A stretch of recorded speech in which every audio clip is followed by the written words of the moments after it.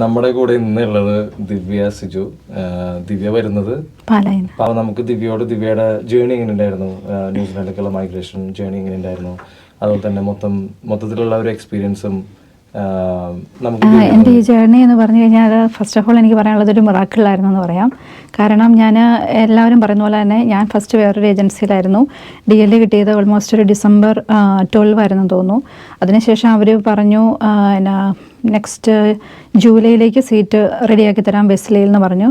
അപ്പം അതൊരു വലിയൊരു ഗ്യാപ്പാണെന്ന് എനിക്ക് തോന്നിയപ്പോൾ ഞാനിങ്ങനെ പിന്നെ എനിക്ക് വേറൊന്നും ഏജൻസി മാറുന്നതിനെക്കുറിച്ചൊന്നും ചിന്തിച്ചിട്ടില്ലായിരുന്നു.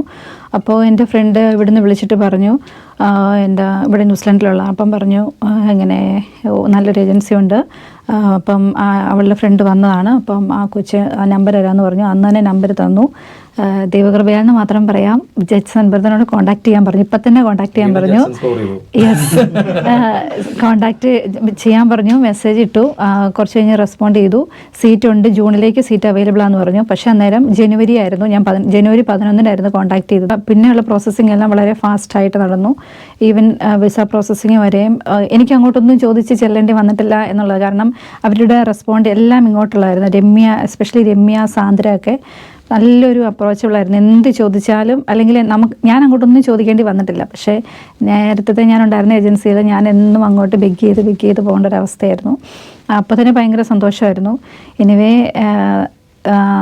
അതുവരെ വന്നു. എന്നോട് ജൂൺ എന്നായിരുന്നു കൺഫർമേഷൻ ഡേറ്റ് പറഞ്ഞിരുന്നത് ജഡ്സൺ ബ്രദർ. പക്ഷേ ഏപ്രിൽ ലാസ്റ്റ് എങ്ങാണ്ടായപ്പം ഹിൻസ് ബ്രദർ ഇതുപോലെ ഡേറ്റ് ഉണ്ട്, അവൈലബിൾ ആണ് ഒരു ഇതിൽ, അപ്പം താല്പര്യമുണ്ടോ എന്ന് ചോദിച്ചു. ഉണ്ടെന്ന് പറഞ്ഞു. അത് കഴിഞ്ഞപ്പം പറഞ്ഞു അത് കൺഫേംഡ് അല്ല, ലിറ്റിൽ സിസ്റ്റേഴ്സിൽ മെയിലേക്കുണ്ട്, ഓക്കെ ആണോ എന്ന് ചോദിച്ചു. ഞാൻ ഓക്കെ ആണെന്ന് പറഞ്ഞു.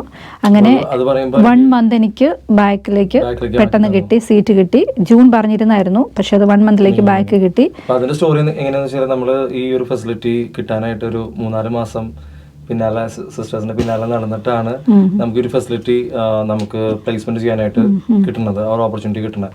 നമ്മൾ ഇങ്ങനെ ഒരു സംരംഭമായിട്ട് നമ്മൾ ഇറങ്ങുമ്പോൾ ഇത് ഏറ്റവും ബെസ്റ്റ് ആയിട്ട് രീതിയിൽ ആൾക്കാർക്ക് ഉപകാരമുണ്ടാവുന്ന രീതിയിൽ ചെയ്യണമെന്നാണ് എപ്പോഴും നമ്മൾ ആഗ്രഹിക്കുന്നത്. അപ്പോൾ നമ്മൾ ഒരാളെ മാത്രമല്ല എപ്പോഴും നമ്മൾ നോക്കുക. ഇപ്പോൾ നിങ്ങൾ അക്കോമഡേഷൻ അറേഞ്ച് ചെയ്ത് തരുമ്പോൾ ആ അക്കോമഡേഷൻ പ്രൊവൈഡ് ചെയ്യുന്ന ആൾക്കാരെയും നമ്മൾ ലുക്ക് ആഫ്റ്റർ ചെയ്യണം. അവരുടെ കാര്യങ്ങൾ നമ്മൾ ചോദിച്ചറിയും. അപ്പോൾ നിങ്ങളുടെ എല്ലാവരുടെയും മൊത്തത്തിലുള്ള ഒരു എക്സ്പീരിയൻസ് ആണ് ഞങ്ങളുടെ ബിസിനസ്സിന് അല്ലെങ്കിൽ ഞങ്ങൾക്ക് ഹാപ്പിനെസ് തരണം, അല്ലെങ്കിൽ ആ ഒരു ലാസ്റ്റ് നമുക്കൊരു സംതൃപ്തി തരുന്നത്, സാറ്റിസ്ഫാക്ഷൻ തരുന്നത് എന്ന് പറയുന്നത് എല്ലാവരും ഹാപ്പി ആകുമ്പോൾ ഒരാൾ ഹാപ്പി ആയിട്ട് കാര്യമില്ല അവിടെ.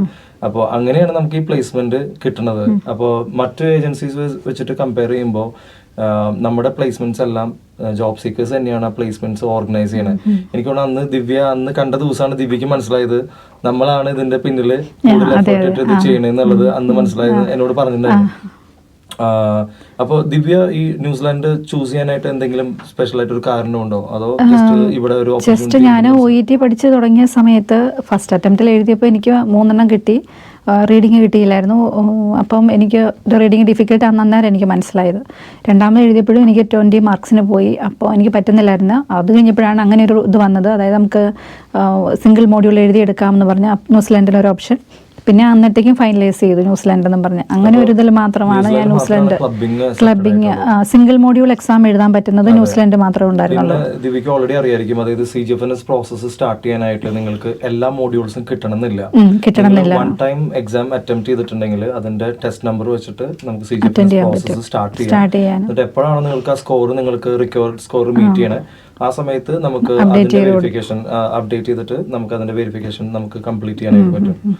അപ്പൊ അങ്ങനെ ന്യൂസിലാൻഡ് സെലക്ട് ചെയ്തു. ന്യൂസിലാൻഡിൽ ഫൈനലി എത്തി. ക്യാപ്പ് ജൂണില് മീൻസ് മെയിൽ ക്യാപ്പ് ചെയ്തു. മെയില് ക്യാപ്പ് ചെയ്തു. മെയില് ജോബ് ഓഫർ ചെയ്തു. അപ്പൊ ഞാൻ ഡെയിലി ഇവിടെ രാവിലെ വരുമ്പോഴേ ക്യാപ്പിന് വരുന്ന സമയത്ത് എന്നും പ്രാർത്ഥിച്ചോണ്ടായിരുന്നു വരുന്നത്. ദിവ്യക്ക് 2.5 months അക്കോമഡേഷൻ വെറുതെ കൊടുത്തു ഫ്രീ ആയിട്ട് ഫെസിലിറ്റിയിൽ. അപ്പൊ അത് ശരിക്കും പറഞ്ഞാൽ ഭയങ്കര ലക്കും കൂടിയാണ്. ഒരു ലക്കിന്റെ ഫാക്ടർ ഉണ്ട്. പക്ഷെ നമ്മൾ അതുവരെയുള്ള നമ്മുടെ കുറെ പ്രയത്നങ്ങളും നമ്മൾ ആ ക്യാപ് പ്ലേസ്മെന്റിനെ എങ്ങനെ നമ്മളത് ചെയ്തു എന്നുള്ളതാണ്, എത്രത്തോളം ഭംഗിയായിട്ട് അത് ചെയ്യാൻ പറ്റി എന്നുള്ളതാണ്. ശരിക്കും പറഞ്ഞാൽ നമ്മൾ അവരെ ഇംപ്രസ് ചെയ്തുകൊണ്ട് മാത്രമാണ് ജോലി കിട്ടിയേക്കണേ. അല്ലാണ്ട് മീൻസ് നമ്മുടെ എൻഡ് ഓഫ് ദി ഡേ അത് നമ്മുടെ എന്താ പറയില്ല പ്രാർത്ഥിച്ചുകൊണ്ടും കിട്ടിയെന്ന് പറയില്ലേ, ദൈവത്തിൻ്റെ ഇടപെടലുണ്ട്. പക്ഷെ ഞാൻ പറയണത് നമ്മൾ എങ്ങനെ ആ പ്ലേസ്മെന്റ് ഹാൻഡിൽ ചെയ്തു, നമ്മുടെ ആറ്റിറ്റ്യൂഡ് അവർക്ക് ഇഷ്ടപ്പെട്ടു, നമ്മൾ ആ ടീമിന് റൈറ്റ് ഫിറ്റ് ആണെന്ന് തോന്നിയോണ്ടാണ് ഞാൻ എപ്പോഴും പറയാറുണ്ട് അങ്ങനെയാണ് ഇവിടെ ഒരാളെ ചൂസ് ചെയ്യുന്നത് ഇപ്പോഴത്തെ ഒരു സാഹചര്യത്തിൽ പ്രത്യേകിച്ച്. ഞാൻ പ്രാർത്ഥിച്ചുകൊണ്ടിരുന്നത് എനിക്കൊരു ജോബ് വേണം, ഇവിടെ വന്നിട്ട് തിരിച്ചു പോകാനിട വരരുത്. അപ്പം അത് ഹോസ്പിറ്റലിൽ വേണമെന്ന് എനിക്കൊരു നിർബന്ധമില്ലായിരുന്നു. ഈവൻ എന്ത് ജോബാണെങ്കിലും ചെയ്യാനുള്ളൊരു ഇതിലൂടെയാണ് മൈൻഡിലൂടെയാണ് ഞാനിവിടെ ഉണ്ടായിരുന്നത്. അപ്പം ഓക്കെ, അത് എന്താണേലും കഷ്ടപ്പെടാൻ ഞാൻ തയ്യാറായിരുന്നു, അതുകൊണ്ട് കുഴപ്പമില്ലായിരുന്നു. ഇപ്പം എന്തായാലും സന്തോഷത്തോടെ തന്നെ ചെയ്യുന്നു. ഹോസ്പിറ്റലിലോട്ട് മാറണം എന്നുള്ള ആഗ്രഹമൊന്നും ഇതുവരെ വന്നിട്ടില്ല. എനിവേ കണ്ടിന്യൂ ചെയ്യാൻ തന്നെ താല്പര്യം. ഇപ്പോൾ നമ്മളാണെങ്കിലും ഇവിടെ ജോബ് സെർച്ച് ചെയ്യുന്നവരോടും പറയാ keep your options wide open എന്ന് പറയാ. ഇപ്പൊ ഇവിടെ ഇപ്പോൾ സിസ്റ്റർ മരിയായിട്ട് സംസാരിക്കുമ്പോഴും ഫെസിലിറ്റി മാനേജേഴ്സായിട്ട് സംസാരിക്കുമ്പോൾ അവർ പറയുന്നത് ഓപ്ഷൻസ് വൈഡ് ആക്കി വെക്കുക. ഈവൻ നമ്മൾ ക്യാപ് കോഴ്സ് പ്രൊവൈഡേഴ്സായിട്ട് സംസാരിക്കുമ്പോഴും പറയാ ഓസ്ട്രേലിയൻ രജിസ്ട്രേഷൻ എടുക്കാം. കാരണം നിങ്ങൾക്ക് ന്യൂസിലൻഡ് രജിസ്ട്രേഷൻ എടുക്കുന്നതോട് കൂടി തന്നെ ഓസ്ട്രേലിയൻ രജിസ്ട്രേഷൻ പേപ്പർ വർക്ക് മാത്രം ചെയ്ത് കിട്ടാവുന്ന ഒരു ഓപ്ഷൻ ഉണ്ട്. അപ്പോൾ 2 കൺട്രിയുടെ നഴ്സിംഗ് രജിസ്ട്രേഷൻ കിട്ടാവുന്ന ഒറ്റ സ്ട്രീമിൽ കൂടെ കിട്ടാവുന്ന ഒരു ഓപ്ഷൻ എനിക്ക് തോന്നുന്നു വേറെ വേൾഡിൽ ഇപ്പോൾ എവിടെയും ഇല്ലെന്ന് തോന്നുന്നു. അപ്പോൾ അങ്ങനെ ഒരു ഓപ്പർച്യൂണിറ്റി ഉണ്ട്. അപ്പോൾ എപ്പോഴും ഓപ്ഷൻസ് വൈഡായിട്ട് വെക്കുന്നവർക്കും അതുപോലെ ലൊക്കേഷൻ സ്പെസിഫിക് അല്ലാണ്ട് ജോലി നോക്കുന്നവർക്കായിരിക്കും കുറച്ചുകൂടി ജോലിയിലേക്ക് അപ്രോച്ച് ചെയ്യാനായിട്ട് ഈസി. ഒരു ഇവിടെ ജോബ് നോക്കി വരുന്ന, ഇവിടെ സെറ്റിൽ ആവാൻ വരുന്ന ഒരു നഴ്സിന് ഉണ്ടാവേണ്ട ഏറ്റവും one of the best quality എന്ന് ദിവ്യ വിചാരിക്കുന്ന കാര്യം എന്താ? നമ്മുടെ ഒരു മൈൻഡ് സെറ്റ് ഉണ്ടായിരിക്കുക എന്നുള്ളതാണ് എനിക്ക് തോന്നുന്നത്. നമ്മൾ ഓക്കെ ആണെന്നുണ്ടെങ്കിൽ നമുക്ക് ഈ ആ ഒരു സിറ്റുവേഷനുമായിട്ട് അക്സെപ്റ്റ് ചെയ്ത് മുന്നോട്ട് പോകാൻ പറ്റുന്നുണ്ട്, ഇതാണെങ്കിൽ നമ്മൾ ഓക്കെയാണ് എന്നാണ് എനിക്ക് തോന്നുന്നത്. ചിലർ ഹോസ്പിറ്റലിൽ തന്നെ യൂസ് ചെയ്യുന്നവരുണ്ട്. എനിക്ക് ഹോസ്പിറ്റലിൽ തന്നെ വർക്ക് ചെയ്യാൻ പറ്റത്തുള്ളൂ, കെയർ ഹോം ആകുമ്പോഴത്തേക്കും സാലറി വൈസിൽ കുറവായിരിക്കും, ഹോസ്പിറ്റലാകുമ്പോൾ അത് കൂടുതലായിരിക്കും. അപ്പം ചിലർ എക്സ്പീരിയൻസ് ഉള്ളവർ അതിനെ കമ്പാരിറ്റീവ്ലി വെച്ച് നോക്കുമ്പോൾ അത് അക്സെപ്റ്റ് ആവില്ലല്ലോ. അത് മെയിനായിട്ട് റീസൺ വെച്ചാൽ ചില കോമ്പറ്റീഷൻ ഉള്ള സമയത്ത് ഇവിടെ ഒരു ഭയങ്കര റിക്വയർമെന്റ് ഹൈ ആയിരിക്കുന്ന സമയത്ത് ഏജ് കെയറിൽ ഗവൺമെന്റ് ഹോസ്പിറ്റലിനേക്കാളും സാലറി കിട്ടുന്ന സമയങ്ങൾ നമ്മൾ കണ്ടിട്ടുണ്ട്. പക്ഷെ ഷിഫ്റ്റ് വർക്കുകളും കാര്യങ്ങളും കൂടുതൽ വരുമ്പോൾ ഓവർ ടൈമിനൊക്കെ കൂടുതൽ പൈസ വന്നിട്ട് അങ്ങനെ കൂടുതൽ ഗവൺമെന്റ് സെക്ടറിലുള്ളവർ പൈസ ഏൺ ചെയ്യണമെന്ന് കണ്ടിട്ടുണ്ട്. പക്ഷെ എനിക്ക് തോന്നുന്നത് ടൈം വൈസ് നോക്കുമ്പോൾ കുറെ കൂടി ഫ്ലെക്സിബിലിറ്റി വർക്കിലുള്ളത് ഏജ് കെയർ സെക്ടറിലാണ്. അത് പരമമായിട്ടുള്ള സത്യമാണ്. അത് പ്രൈവറ്റ് സെക്ടറിലാണ് എപ്പോഴും ആ ഒരു നമുക്കൊരു വർക്ക് ലൈഫ് ബാലൻസ് കൂടുതലുള്ളത്.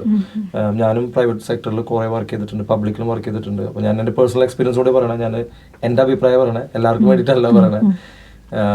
അങ്ങനെ അപ്പോൾ നമ്മൾ ഫെസിലിറ്റി മാനേജേഴ്സായിട്ടൊക്കെ സംസാരിക്കുമ്പോൾ അവരും പറയണത് നിങ്ങൾക്ക് ഇപ്പോൾ സിറ്റിയിൽ ജോലി കിട്ടണമെന്ന് ആഗ്രഹം ഉണ്ടെങ്കിൽ നിങ്ങളുടെ ആഗ്രഹം അവിടെ തന്നെ നിന്നോട്ടെ, കുഴപ്പമില്ല. പക്ഷെ നിങ്ങൾക്ക് അവിടെ മാത്രം നോക്കാണ്ട് നിങ്ങൾ കുറച്ച് റീജിയണൽ സൈഡിലേക്ക് നോക്കിയിട്ട് അവിടെ ജോബ് കിട്ടുമെങ്കിൽ അത് എടുത്തിട്ട് work your way towards city, അല്ലെങ്കിൽ നിങ്ങളുടെ ഡ്രീം ആ ഒരു പൊസിഷനിലേക്ക് ഉള്ളത് നിങ്ങൾ ഒരു സാധനം ഗ്രാബ് ചെയ്തിട്ട് നിങ്ങളുടെ വീസ കൺവേർട്ട് ചെയ്ത് നിങ്ങൾ സ്റ്റേബിലൈസ് ചെയ്തിട്ട് വർക്ക് ചെയ്യാൻ. അപ്പൊ അതും ഒരു വേ ഓഫ് അപ്രോച്ചാണ്. പിന്നെ റിയൽ ആയിട്ടുള്ള ന്യൂസുകൾ അറിയുക, റിയാലിറ്റി എപ്പോഴും നമ്മൾ മനസ്സിലാക്കുക. ന്യൂസിലാൻഡ് എങ്ങനെയുണ്ട്? ലാസ്റ്റ് ഫൈനൽ ക്വസ്റ്റ്യൻ, ന്യൂസിലാൻഡ് വന്ന സമയത്തുള്ള ഒരു കാഴ്ചപ്പാടാണോ ഇപ്പൊ ഉള്ള? ന്യൂസിലാൻഡിൽ ഇവിടെ വന്ന സമയത്ത് കുറച്ച് ബുദ്ധിമുട്ടായിരുന്നു, ഭയങ്കര ലോൺലിനെസ് ഒക്കെ ആയിരുന്നു, അഡ്ജസ്റ്റ് ചെയ്യാനായിട്ട് ഭയങ്കര പാടായിരുന്നു, വന്നു പോയല്ലോ എന്നൊക്കെ ഓർത്തായിരുന്നു. പക്ഷേ ഇപ്പം ഒത്തിരി മാറി, ഫ്രണ്ട്സൊക്കെ ആയി കഴിഞ്ഞ് കഴിഞ്ഞപ്പോഴത്തേക്കും അഡ്ജസ്റ്റ് ചെയ്യാനൊക്കെ ഓക്കെ ആയി. മെയിനായിട്ട് സാലറി വന്നു തുടങ്ങിയപ്പോഴല്ലേ കുറച്ചുകൂടി ഈസി ചെയ്ത്? അല്ല, ഇൻകം വന്നു തുടങ്ങുമ്പോൾ നമുക്ക് എല്ലാവരും പറഞ്ഞിരുന്നു ഇൻകം വരുമ്പോൾ ഓക്കെ ആകുമെന്ന്. പക്ഷെ ഞാൻ ഇൻകം വന്നപ്പോഴൊന്നും ഓക്കെ ആയില്ല.